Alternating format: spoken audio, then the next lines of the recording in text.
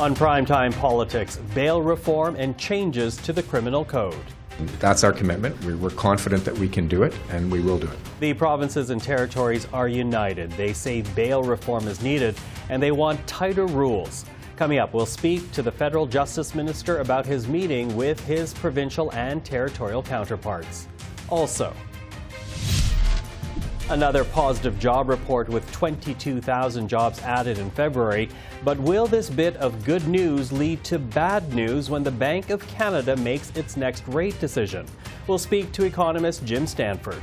And Canadians can be reassured in our government that we take this issue seriously. Ottawa starts investigating a foreign agent registry. Will that move do anything to assure Canadians the Trudeau government is taking foreign interference seriously? This is Primetime Politics.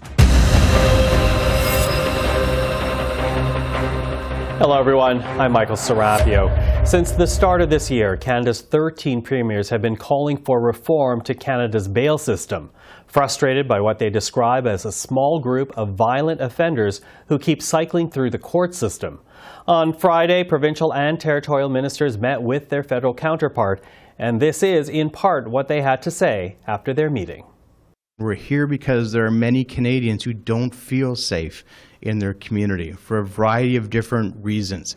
We won't be able to solve all of those problems, but there were things specifically we could do today, and commitments have been made today that I think will prevent some individuals from being victimized.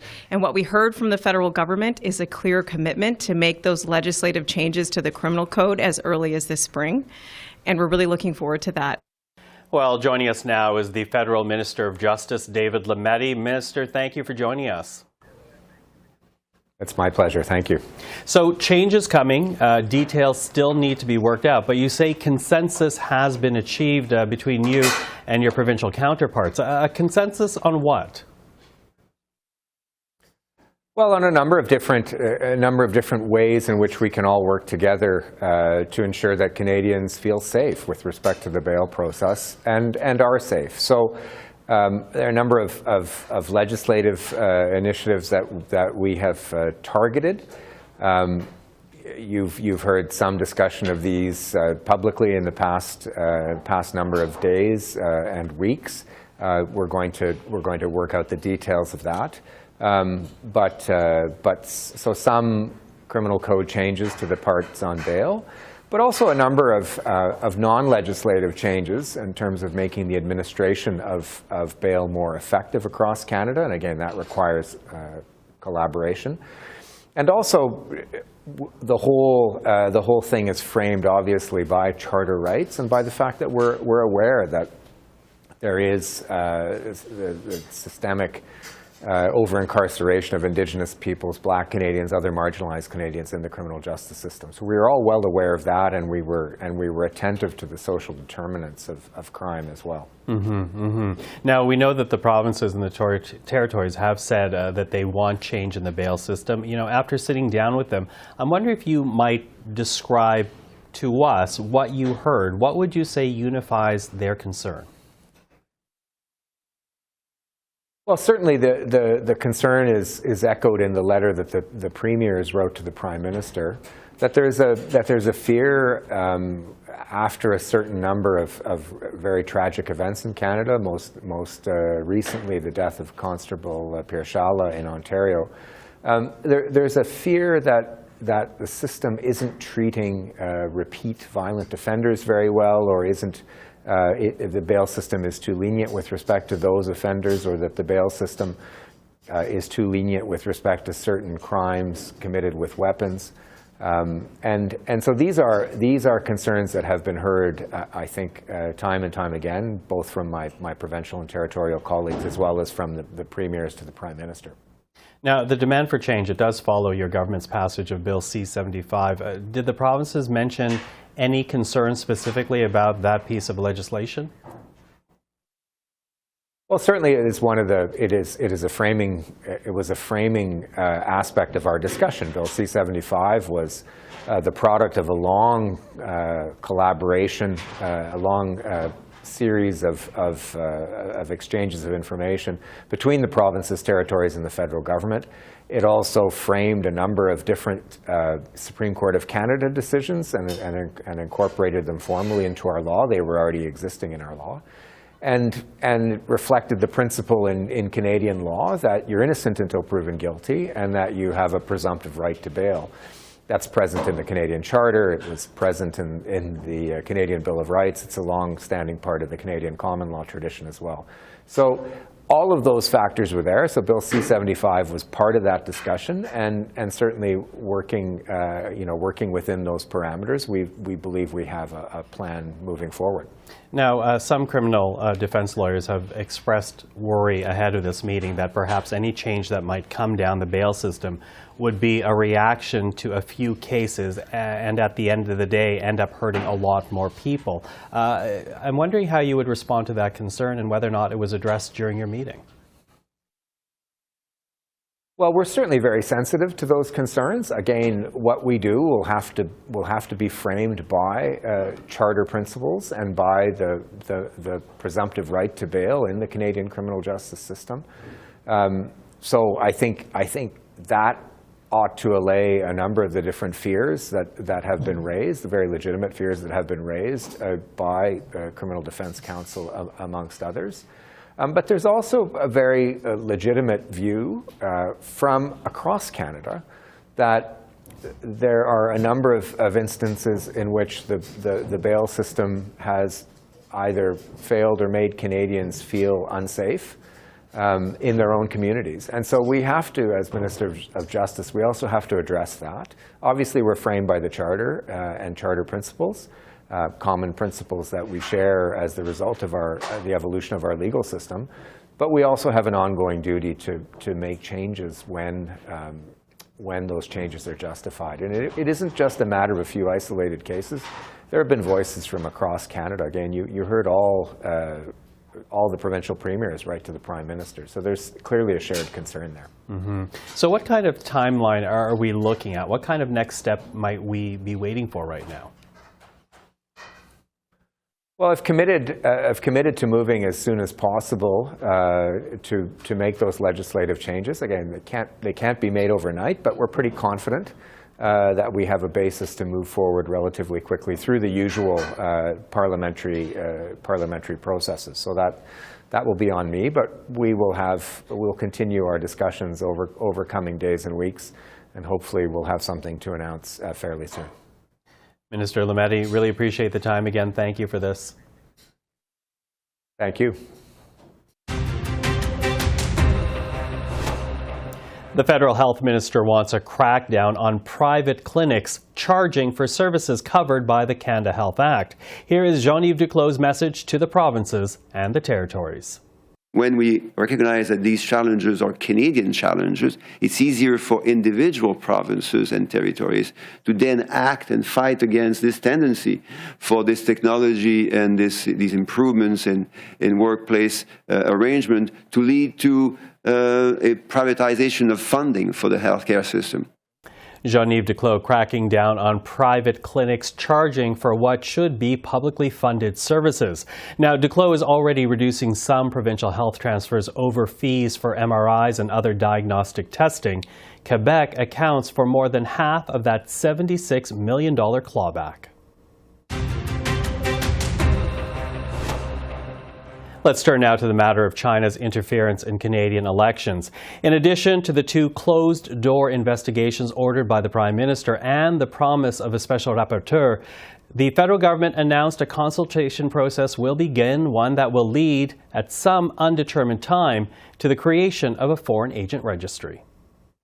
At its core, the purpose of our consultation will seek to do three things: foster transparency regarding legitimate foreign state lobbying and activities, modernize existing legislative authorities to address and mitigate foreign state activities that go beyond legitimate diplomacy in an attempt to clandestinely or deceptively manipulate Canada's open democracy, economy, and society, and finally, to broadly engage all Canadians in a conversation about how to protect our institutions from foreign interference in an inclusive manner that respects the diversity of our population and, of course, the Canadian Charter of Rights and Freedoms. And that was Marco Mendicino announcing another measure to address foreign interference in this country. Well, to talk about the issue further, we're now joined by Robert Fife. He's the Ottawa Bureau Chief for the Globe and Mail. Catherine Lévesque is parliamentary reporter for the National Post, and Tonda MacCharles, who is now the Ottawa Bureau Chief for the Toronto Star. Welcome, all of you. Tonda, congratulations. Thanks, Michael. Yay. Now you'll never rest. Right. Listen, okay. Thank God for makeup. I have a career because of it. Anyways, listen, let's talk about China interference. And I'm going to begin with you here, Bob, because you've seen the documents, the leaked documents from CSIS. When you heard the Prime Minister earlier this week essentially say he was not going to do a public inquiry, he's going to turn to these two closed-door investigations and bring in a rapporteur, what was your reaction? Did you think that was an appropriate avenue? No, I agree with Richard Fadden, who's the former CSIS director and former National Security Advisor to Mr. Trudeau, and Stephen Harper, as well as Jean-Pierre Kingsley, the former Chief Electoral Officer, that a public inquiry is needed, and it shouldn't just focus on the Chinese interference that we know about in the 2019 and 2021 elections. Chinese interference is very deep. It goes municipal, it's provincial, it's federal, and we need to have a public airing of this. Obviously, counterintelligence investigations are going to have to be held behind closed doors, and whoever, if it presumably be a judge, would be able to call in CSIS officials and officers, including people who were involved in those investigations, to ask them how you arrived at this, to get a really good picture of this, and when, if it was sent up to the 6th floor of CSIS, how did you analyze this before it was sent to the National Security Advisor? Like, really find out how this information ended up. How was it processed? Did it get to the Prime Minister, or didn't it get to the Prime Minister? But beyond that, it shouldn't just be on Chinese foreign interference, which the CSIS director says is the greatest threat to the country right now. But we do know that Russia tried to interfere in our elections. So does Iran. In the South Asian communities, I'm sure there's interference as well. It would be very helpful to this country to have a public inquiry. It's going to take some time, so that we have a really good understanding of how big of a problem it is and how we can counter it, because sunshine and transparency is the best way to deal with foreign interference. Mm-hmm. Tonda, I do wonder about why the government chose this route. Is it because they are dealing, as we hear from Liberals, with sensitive information, or is it, as we're hearing from Conservatives, because Liberals are afraid they're going to be painted in a bad light? Well, look, I think that Bob's outlined a big challenge in all of this and confronting all of it. It's massive in terms of influence and interference and who are the actors involved. And so I agree that there's some merit to the idea that someone conducting an inquiry could hear a lot of this behind closed doors. I think where the government is running up against a bit of a challenge this week in confronting the problem politically is that I think in one sense there's a risk of going overboard and challenging the legitimacy of the election, which to date none of the parties are doing. But there's also, the question of, I think, it being something that's broader than just, do we look at elections meddling, or does an inquiry look at the whole landscape that Bob just outlined? And then what is it? Are we looking at a 3 to 5 year thing? And is there an issue or is there a mechanism whereby they can come up with some answers to how it was dealt with, who heard what, who knew what did they do with that information more quickly to address some of the more pressing and urgent concerns before the next election, which is likely within 2 years, right? Mm-hmm. For sure within 2 years. So, is it because the Liberals are only concerned about protecting sensitive information? No, there's a political calculation here too. Or is it just because, as the Conservatives say, Trudeau's covering up for Beijing? That's, I think, a ridiculous suggestion because they've offered no evidence that there was something beyond a government, what we can tell by a lot of the reporting, and scrambling to understand what the problem was. And none Yeah. of the documents say that. So, so there you go. I think that, for any government, whatever the stripe, to get their arms around this issue. You almost have to scope out an immediate problem and how do you deal with that, and then a broader issue, which is what the Committee of Parliamentarians has been calling for. Yeah. You know, what's interesting is I listened to you, Tonda, and I'll bring you into this, Catherine, because there has been the suggestion, not said publicly, but, you know, behind closed doors and, you know, the background interviews, the suggestion that perhaps the Liberals are going this route because it will take some time and that will help people to move on to another topic and save them the controversy of this foreign interference. What have you heard about that? Well, I think, you know, indeed Liberals thought this was just going to go away, right? Like the Mackenzie affair, you know, like a number of subjects that Conservatives have been trying to score political points about. The difference is that this time, this is a problem that has been going on for decades. A lot of people are aware about this, and, you know, it has been, it's long overdue. I mean, Canada has to do something about this and has to confront this. And, you know, I think there's a reason why we saw these leaks going to media is because the intelligence community wants the government to act and really take this seriously. So, you know, the feeling I get is that the Liberals, you know, we're kind of hoping this would go away. We saw a variety of, you know, ways in which the Prime Minister especially, you know, tried to deflect and, you know, say, well, look, this is a partisan issue. You know, the Conservatives are exaggerating. You know, he also said that, you know, putting in question the result of the elections was maybe associated to racism. So there were, and even saying that, you know, maybe the media reports or the leaks just simply were not true.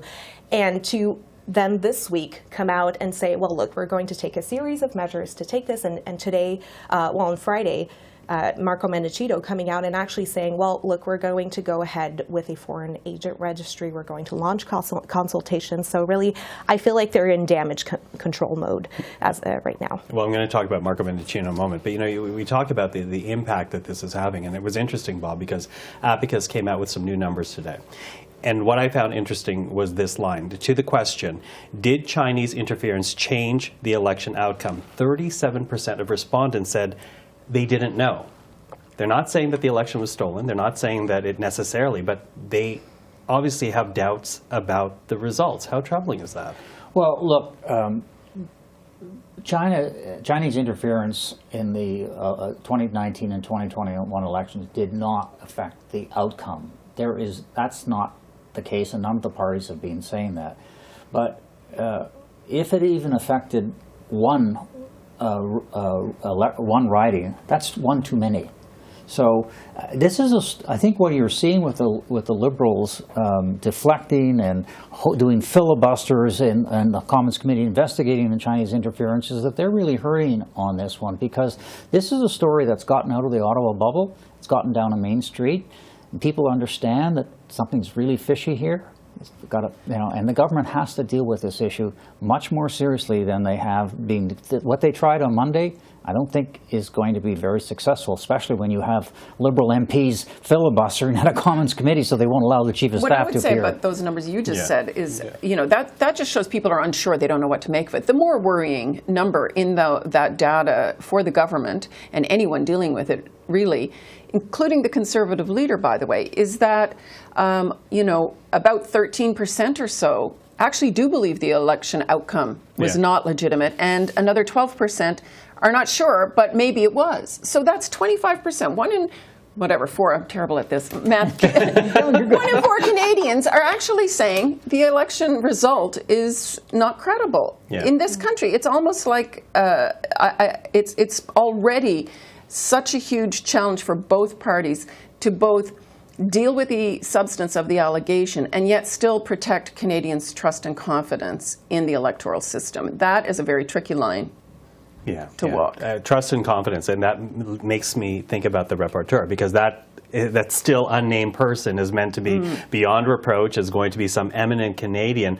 Still not named, Catherine. Do you think all of this controversy will pressure the government to name someone sooner rather than later?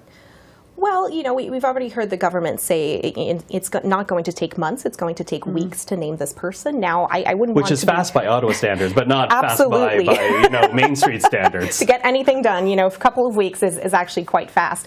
Now, I think the challenge is to find this person, right? Because this person has not yet been named, is already criticized by, notably Pierre Poilievre. He says that this is a fake job, that, he's already saying that it's going to be a Liberal insider. So, I think the challenge here is really to find this person, get this person to accept the job.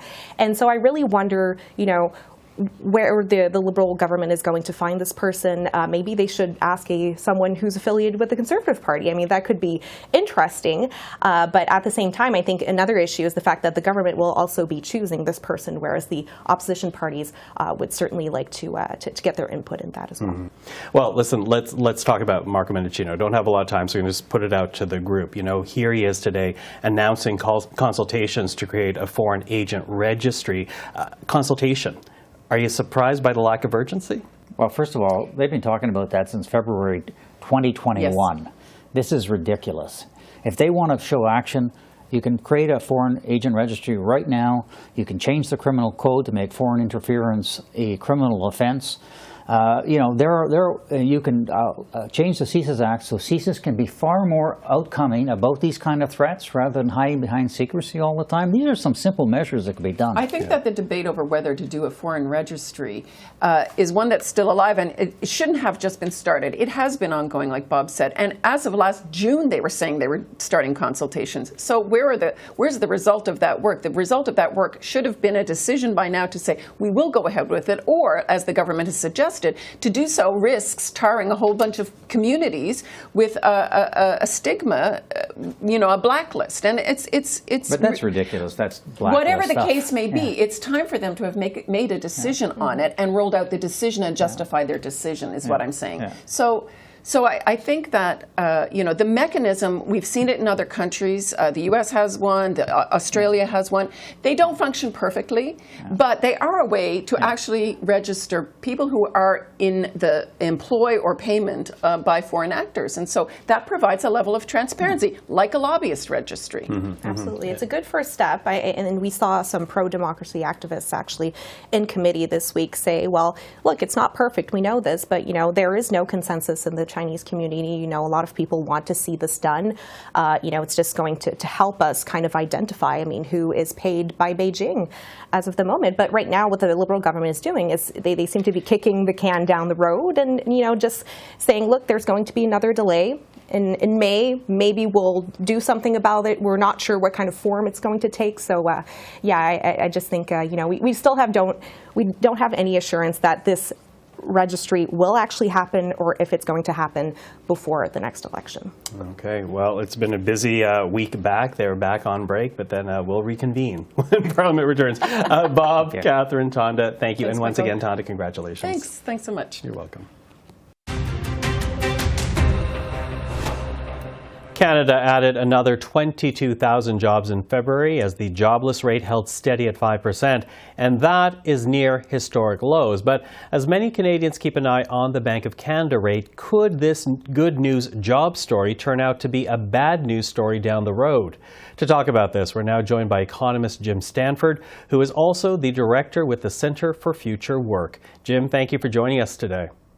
My pleasure, Michael. Thank you. Listen, let's stick with the good news first and foremost, or I guess you tell me if it's good news, because in addition to more jobs being created, the report points to wage growth that is closing the gap with the rate of inflation. That has to be a positive note for people who've been struggling to make ends meet. Well, this report is certainly good news for the 22,000 Canadians who found work in the last month, in February. So that's a positive. That means they've got a chance to support themselves. It also is good news in the sense it shows the interest rate increases that we've been grappling with over the last year have not yet, anyways, knocked the stuffing out of our labor market. So that's positive. We've still got some gradual positive job creation. And then the wage numbers, as you point out, the average wages have grown a little over 5% year over year in the last 12 months. That's still not keeping up with inflation, but it is narrowing the gap. And I think sometime in the next few months, we will see a situation where wages once again are growing faster than prices, which is how it should be. Well, let's talk about the impact of this job report going down the road, because in normal times it would be a positive indicator. But in a year when the Bank of Canada has been hiking rates, will this job number added with the unexpected 150,000 jobs back in January, will those numbers actually lead the Bank of Canada to hike its rate again in April? Yeah, that's the risk. I mean, we do kind of live in an upside-down world, don't we, when good news from the jobs front is seen as bad news in monetary policy or on the financial markets. I think that the bank is going to watch and see what happens. They have a theory about inflation, and their theory is that the inflation is being caused by a labor market that's overheated and wages that are too high. Now, I don't think that theory quite fits the bill. I think we're still dealing with some unique pandemic effects that have affected our price increases. And it is the inflation rate, not employment, that the Bank of Canada targets. So it could be, if inflation comes down in the next few months, as most people expect, they will hold off on further rate increases, even though the employment situation is stronger than they expected and stronger, apparently, than they want. But ultimately, I think it will be the inflation number, not the jobs number, that determines whether we get more interest rate hikes this spring or not. Yeah, it's interesting, and I don't have to tell this to you, but for people at home, of course, the inflation target for the Bank of Canada is around 2 to 3%. But if inflation is the result of what you suggest here, global pressures, and you're not alone in saying this, and really unique ones at that when you consider Putin's invasion of Ukraine and the effects of the pandemic, are there any other tools the Bank of Canada could be using to address inflation right now as opposed to bringing interest rates back up? Yeah, I think that's a very good question, Michael, and I kind of wish we had asked it more seriously a year ago. We kind of, when inflation first started taking off, all the people went to their old textbooks that they studied economics in after the wage price spiral of the 1970s and said, oh, I know what to do when inflation takes off, increase interest rates and increase unemployment and take the steam out of the labor market. But what if that wasn't the source of this inflation in the first place, as seems to have been the case? So I think ultimately the bank needs to be more balanced and in a way gradual than they have been. They have a new agreement with the federal government, after all, that says they're supposed to pay attention to two things, not just inflation. They're supposed to be promoting maximum sustainable employment. That's part of the bank's marching orders. And I don't think they've paid enough attention to that. I do also think there's a range of other policies that we could use to kind of cool off prices. That could include price caps in certain strategic industries like energy. It could include investments in supply chain to address some of those supply pinch points that cause the higher interest rates. And then count on government, not the Bank of Canada. Bank of Canada isn't the only player here. Count on government to help protect Canadians against the inflation while it lasts, hoping that these after effects of the pandemic eventually work themselves out.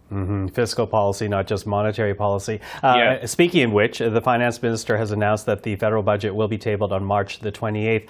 What would you hope she does to address interest rates and really the struggle it's created for Canadians?